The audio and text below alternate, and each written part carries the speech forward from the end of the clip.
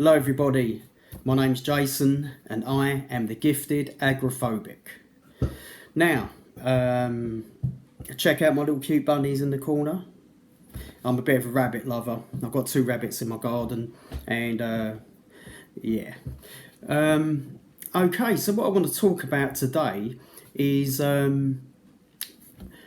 word called relabeling. Relabeling. It's an actual technique called relabeling and refocus. Relabel, refocus. I want us to remember them 2 words. Relabel, refocus. Now, what do I mean by relabel? This has helped me a lot. I learnt this from a book called You Are Not Your Brain. And the purpose of relabeling is taking something and giving it a new name. Okay. Now, what I mean is a panic attack. Okay. Take panic attack. Take adrenaline rush. Panic attack and adrenaline rush are pretty much the same thing. When we go through fight, flight, freeze, we experience adrenaline rush. Okay. Now, if I say to you, you're going to have a panic attack, then that gets a bit scary, okay? Because we relate panic attacks with shortness of breath, beating heart, pounding heart rate and stuff, feeling hot, and really uncomfortable, and all the other terrifying thoughts that comes with it.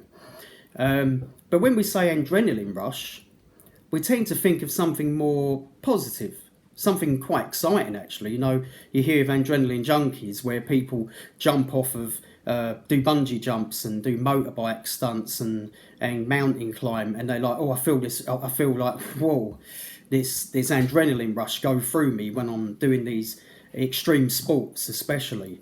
And yet, the very excitement, the joy that people get out of getting an adrenaline rush, compared to, when you think of having a panic attack, there's no joy or no fun there. There's no excitement, no enjoyment at all of having a panic attack. But panic attack and adrenaline rush is pretty much the same thing. When you look at it, all the symptoms are the same. All the symptoms are the same. You feel when you have an adrenaline rush, you feel a bit puffy, a bit short of breath. You feel sort of like really, your eyes are just like trying to take everything, and your senses on overload. And yet people enjoy that. Some people enjoy these adrenaline rushes. But if you was to say to someone, do you enjoy having a panic attack, then from all probability they would say no. But if you say to a person, do you enjoy getting a buzz, an adrenaline buzz, they'd sort of say, oh yeah, that's why I go to certain rides at the fairgrounds and so forth. What has helped me and helped others is when the thought comes in our mind, panic attack, or when we are talking to ourselves or talking to others and say, oh yeah, I have panic attacks, we're sort of reinforcing that negative experience of adrenaline rush, basically. We're reinforcing in our mind that experience is a bad experience, okay? So what we need to do is we need to take the word panic attack out of our vocabulary. We need to knock that on the head. When we feel like that panicky feeling, we instead need to say, not a panic attack, adrenaline rush. And so when you feel anxious and you face situations that you're fearful of, especially with agoraphobia and panic disorder, PTSD and so forth, by changing what we call it, which isn't a lie, it's still honest, it's still the fact of the matter, okay? I'm not telling you to change words and to deceive, get into self-deception, you know what I mean? Or to lie about something. I'm telling you to be truthful.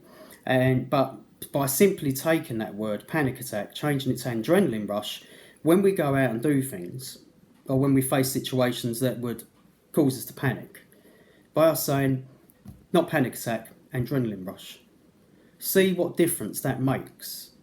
See what difference it makes. Because by us saying that and thinking in it and doing a bit of research into it as well, look in to the similarity between panic attacks and adrenaline rushes, and you'll see next to no difference.